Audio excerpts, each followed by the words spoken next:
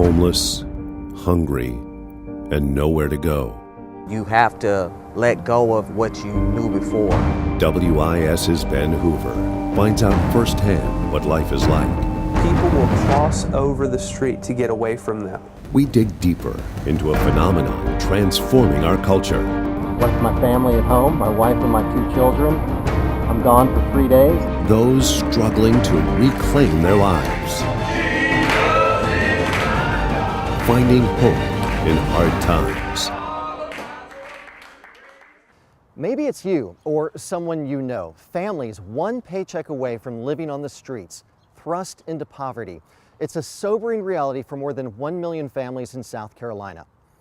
Good evening and welcome to our special report, Hope in Hard Times. I'm Ben Hoover. This is our conclusion to a month-long effort to show you the lives of those barely scraping by. We're in Finley Park in downtown Columbia, where many homeless people will be sleeping tonight.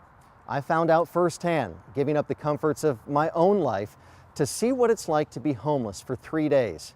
Here's a look inside my experience. We'll see how it goes. We will see how it goes. Here we go. With nothing but a mini camera, the clothes on my back, and a beard 5 days in the making, it begins. My attempt to blend in with Columbia's homeless, hear their stories, learn more, get a sense of their struggle.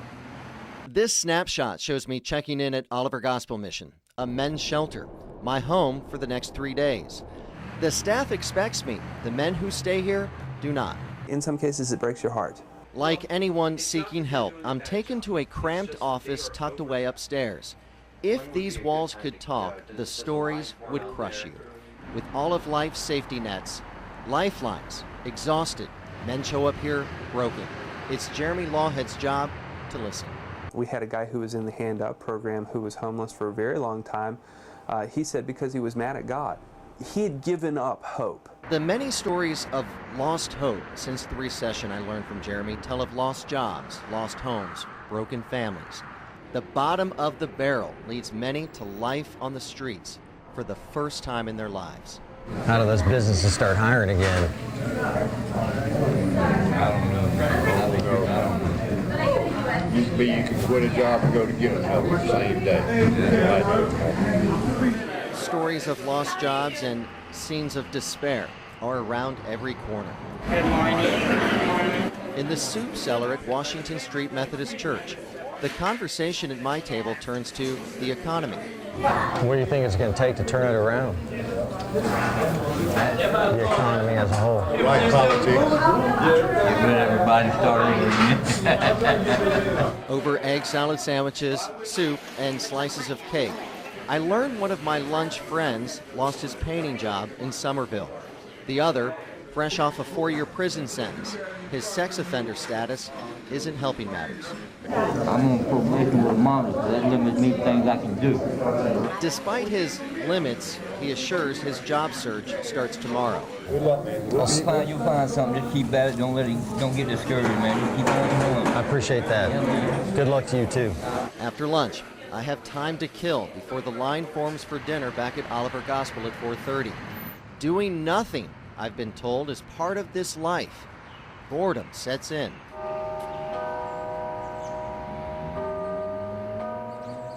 Later, I meet someone who refuses to sit. If hope had a face, I'm convinced this is it.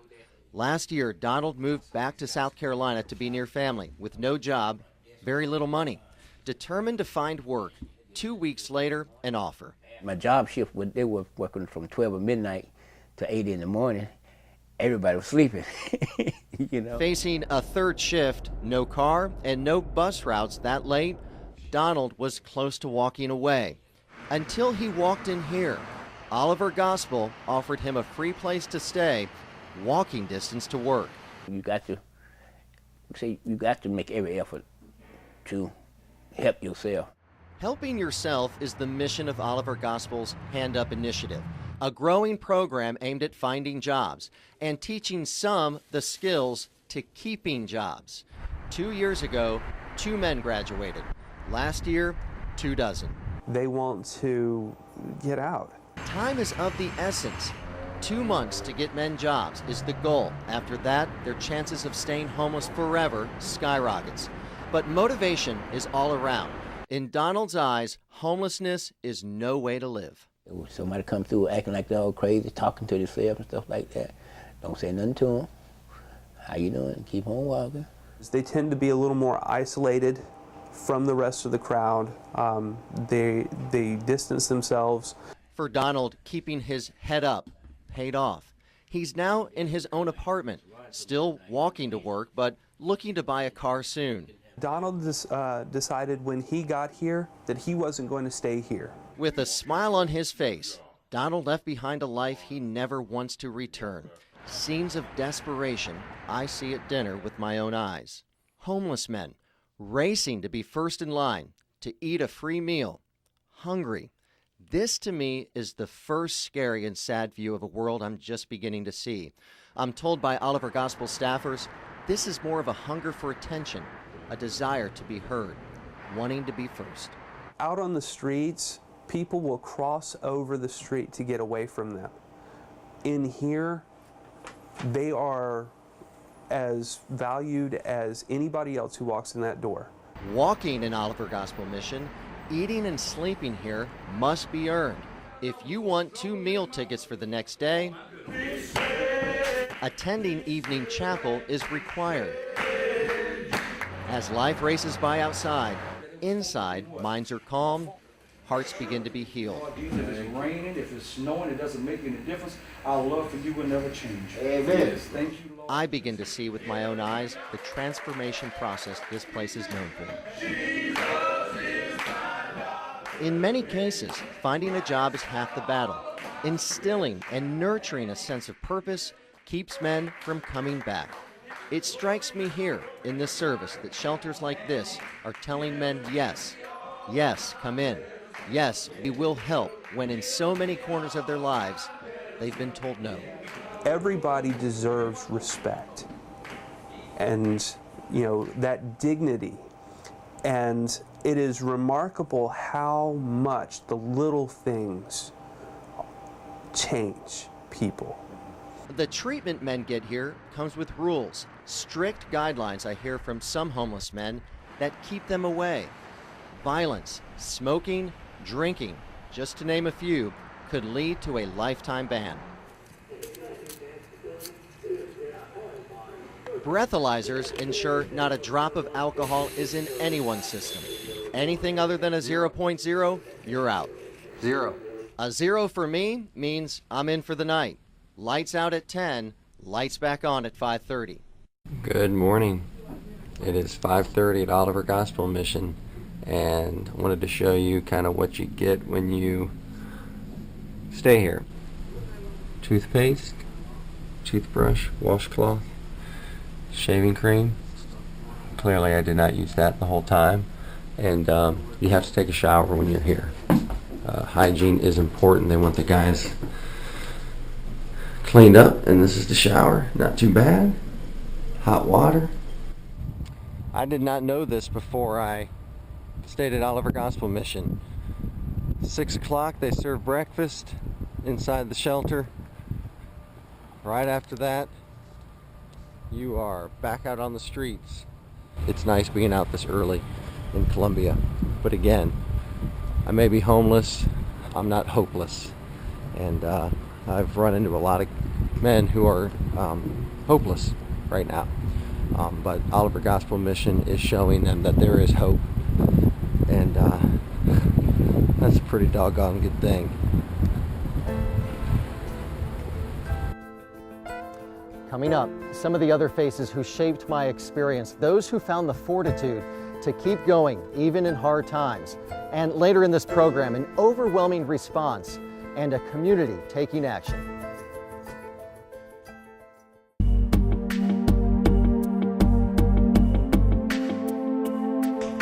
Welcome back. During my experience, I spent many hours on this bench right here near the soup cellar, hungry and waiting. It provided time for reflection to really think about how it's all transformed me. Well, it turns out it stirred emotions for you too. Do you remember Donald? He's staying at Oliver Gospel Mission. He was staying at Oliver Gospel Mission. He has since moved out and found a job, but he's still looking for a car. Well, one of our viewers heard that in our story and offered to give Donald a pickup truck so he has a way to get to his third shift job.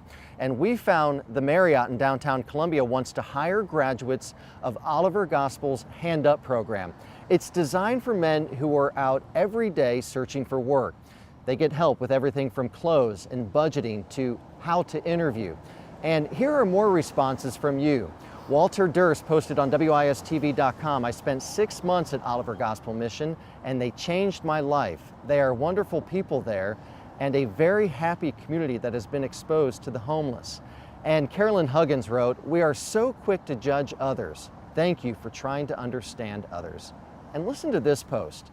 I have been homeless and I know what it's like to be so broke you pawn everything you own just to buy food for a night. But the willingness to struggle onward is what got me out of bad situations and put me on the road to success. And another, kudos to those that are trying to rebuild and help the homeless community, because if you are not part of the solution, then you are part of the problem. We are all worth a second chance, and in some cases, 2 or 3 or more. And finally, this post. In some cases, people have no choice. Think about the women and children who were put there, or people who have nowhere else to turn. It's really sad here in the U.S., and the economy doesn't make it any easier. All I know is that hope is alive and God is real. Determination, willingness, and faith will help us to better days. And when we come back, turning that hope into reality. How you, our WIS viewers, took that passion for change and really made a difference.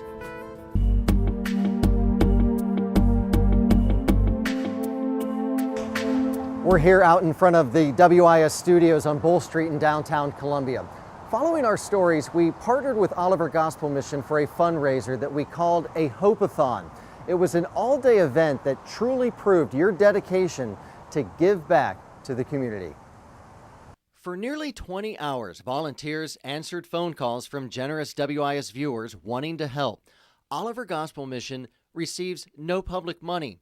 Every dime comes from the Midlands community, most of which comes from individuals. And through this effort, we saw the Midlands community coming through with pledges from $20 to thousands of dollars. Jim Hudson Automotive Group wrote a check for $25,000, a big sign of hope in tough economic times. Who knew a story assignment given to me 1 month ago would turn into this? An entire community reaching out to help the homeless. In the end, the Hope in Hard Times Hope-a-thon raised $70,000 for Oliver Gospel Mission. It's been a great team effort with WIS, and thanks to all the community. From the entire WIS family, we'd also like to thank our viewers who wanted to show there is always hope, even in hard times.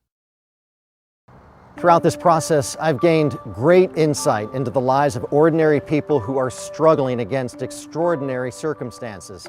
I hope you've also witnessed a side to this story that you've never seen before, a chance to change your perception and really examine how far are you or someone you know from facing these hard times and what we can do to change that reality.